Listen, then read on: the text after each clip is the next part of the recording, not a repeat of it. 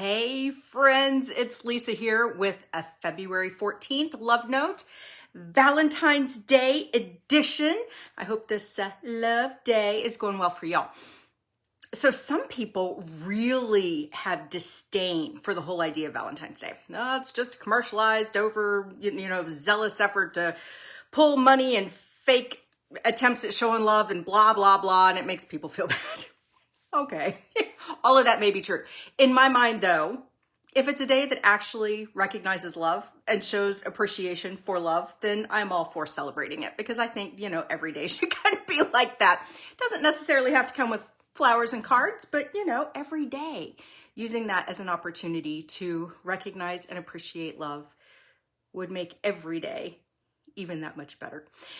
This love note, first of all, for all of you who are in relationships, who are doing your love thing today and hopefully acknowledging the appreciation and gratitude and affection that you have for one another, hallelujah, congratulations. I am happy for you. And I hope that your hearts are filled with happiness and a sense of shared and mutual appreciation as well. And I especially today want to talk to all of you who might be spending Valentine's Day solo.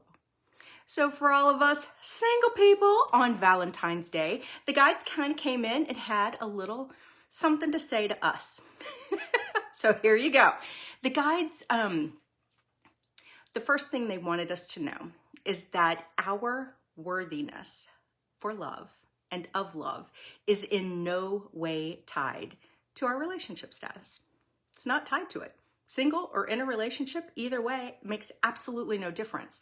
You are completely and totally worthy of love. You are loved completely and totally by the guides and in the spiritual realm, but you are completely and totally worthy of love, especially your own love.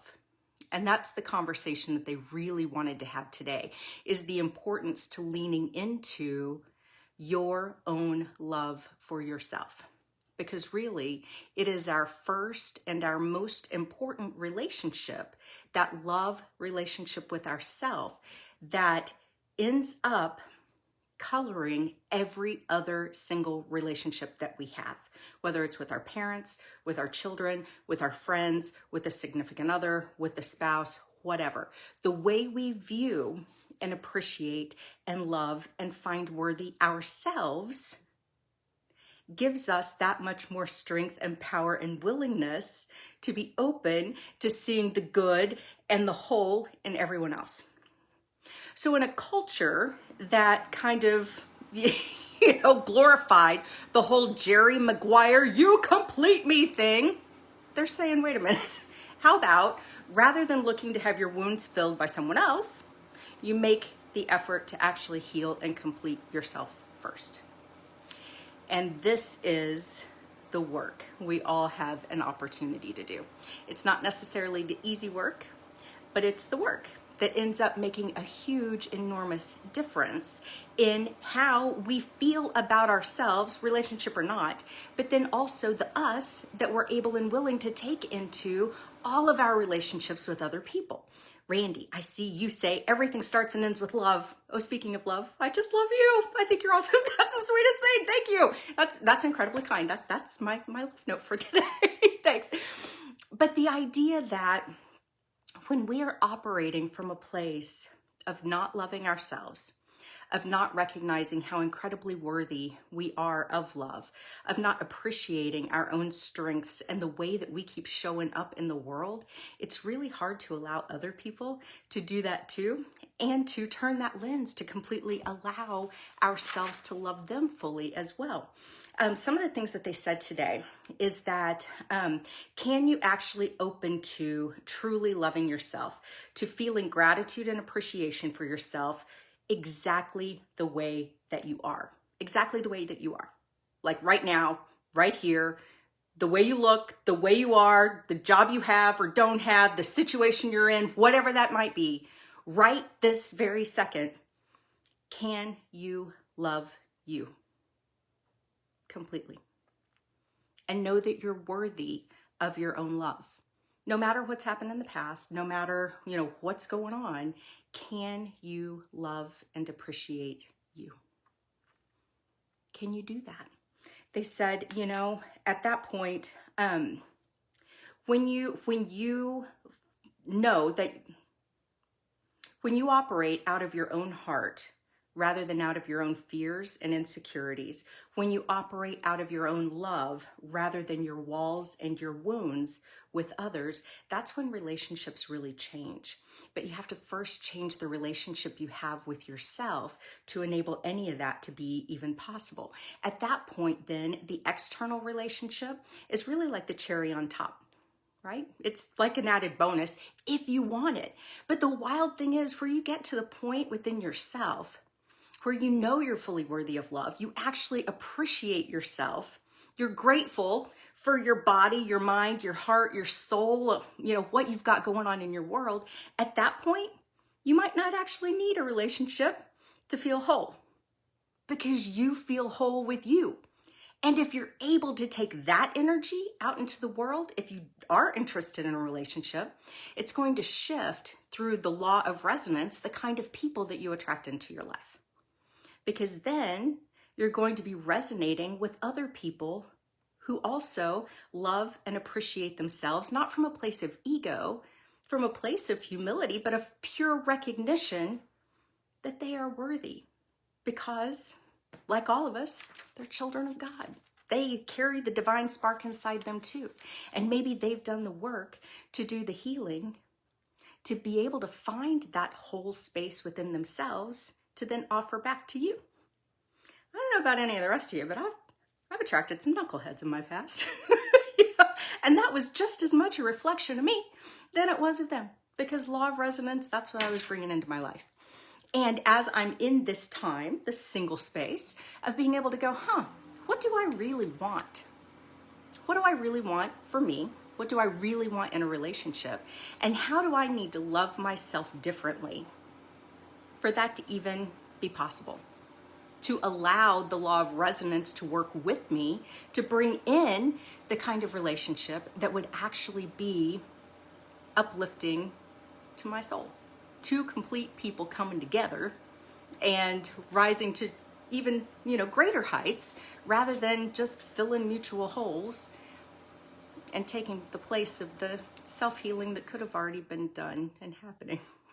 So those are some of the questions that have been going on in my own mind, and they gave the example, like, look, and this was them talking to me in this instance. They were like, look, you are not some damsel in distress that needs saving or fixing. And when people show up thinking damsel in distress, ooh, let's look for the faults or the flaws and save and fix, that's not the energy I'm looking for at all.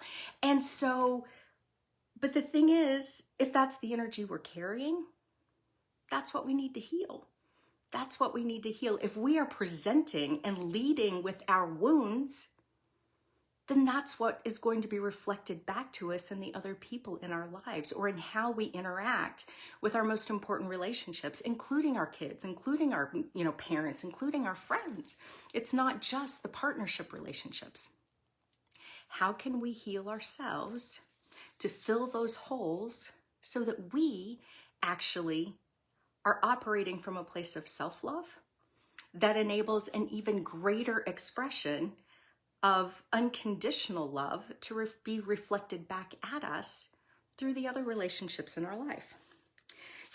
They also said, they were talking about the law of resonance. They said people who are solid in themselves don't tend to attract those who aren't. They said it's the law of resonance, like attracts like. And they said, just these words, if I want to attract differently, I need to be different. To be different, I need to think differently. I need to think in terms of I am completely worthy and deserving of love exactly as I am. Nothing needs to change. I am whole and complete exactly as I am.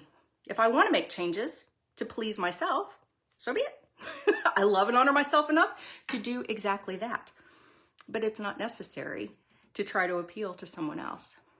Because the truth is, no one else's opinion about you actually counts. It's your opinion about you that is the opinion that matters. And we can shift and change and contort ourselves into all kinds of different boxes, trying to please or appeal to or pacify or whatever, all these other people in the world. But if we are dishonoring ourselves in the process, that is not love. And that's not a reflection of love in the external people that we might be trying to appeal to. And what person A wants and what person B, Q, and Z want are probably all going to be different things anyway. The greatest thing we can do for any relationship in our life, including the one we have with ourselves, is to show up exactly as we are, to be completely and totally authentic, to be naked in the world as totally us, without all the masks, without all the bullshit, without trying to appeal to anyone, but to bring joy to our own hearts. And when we can do that, the person who loves us for absolutely all of that is going to make themselves shown. And the only person that really needs to make themselves shown is going to be the one that's looking right back at us in the mirror. Because that's the one that really matters. And that's the one that we tend to neglect the most. So where are you on the loving and honoring yourself exactly as you are front? Knowing that when you do that, if you're interested in a relationship, that the chances are a lot higher that you're going to find someone else who honors and respects and loves you exactly as you are too. I know this is a struggling point for a lot of folks. It was a struggling point for me for a whole long time because, man, I thought that somehow I found myself in relationships. Until the day that I realized that the loneliest place on the planet was not being single, but was sitting right next to somebody where the spark was gone and there was absolutely no connection. Some of you know how that feels too. But when we don't feel lonely with ourselves, then relationship status is really secondary to how much love we feel in the world. So think about that. Now, I know for a lot of folks, feeling worthy of love, things can happen in life. There can be all kinds of things that happen, especially in our past, when we're carrying the baggage of our past along with us, that can make us think that we are unworthy somehow of love, that we can be carrying around all this blame, shame, guilt, resentment, regret, unforgiveness, all the stuff, all the fears, all the insecurities, all of the self-condemnation that can stand in the way of us truly anchoring into love for ourselves. And some folks are like, I don't even know how to get beyond that. I don't know how to do it.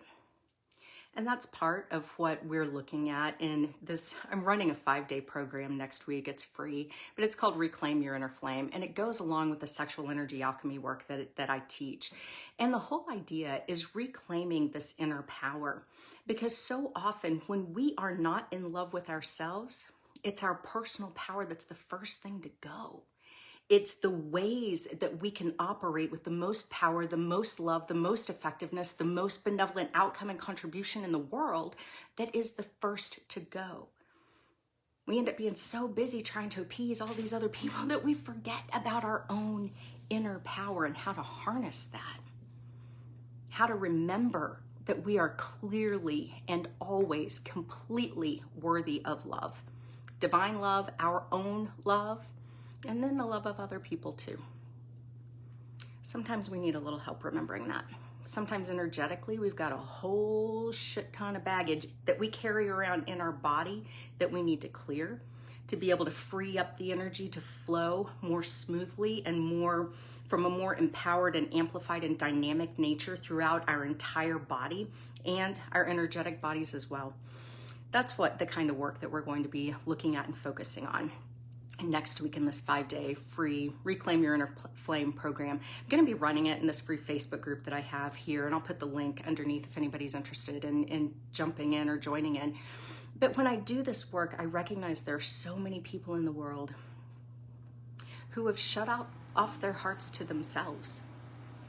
And when we don't open our hearts to the love that we are worthy and deserving of giving to ourselves, it's really hard to open our hearts with a sense of worthiness and deservingness to receive love from anyone else, or to give love to others without some kind of condition, or without it being given through our wounds and through our insecurities, instead of through the strength and power of our loving heart. I got a little deep today. Jeez. Hey, bless. It's good to see you here. So with all of that in mind, on this Valentine's Day, I bought myself a plant. I buy flowers for myself all the time because I like them. I think they're pretty, but yesterday the flowers are so freaking expensive. Right before Valentine's Day, I bought a plant instead. It was $6, and we're gonna see how long I can keep this puppy alive. That to me is going to be a reflection of when I remember to water it. Am I also remembering to be kind to me? To water like my own spirit, because I need that too. It's okay to do nice things for yourself. Buying yourself flowers, buying yourself plants, whatever. If it makes you smile and it makes your heart happy, you're totally worthy of it. Totally worthy. So just remember, on this Valentine's Day and every other freaking day, the guides want you to remember you are loved. In all ways you are loved. And they are simply asking to pay that forward to yourself, to love you with the same kind of absolute, complete, total acceptance and unconditionality that they love you, because you're worth it. And if even for 10 seconds you could experience how the spirit world loves you, like if you could see that love, feel that love through their lens, how they view and see you, you would never doubt for another single second whether or not you're worthy of it, because you would know and you would feel it. And part of our biggest challenge as humans living on this planet in the middle of the rat race is remembering that we are worthy all the time of our own love, of their love, and even of the love of other beautiful humans walking around the planet too. So have a happy Valentine's Day. Know that you're loved, and I will see you tomorrow.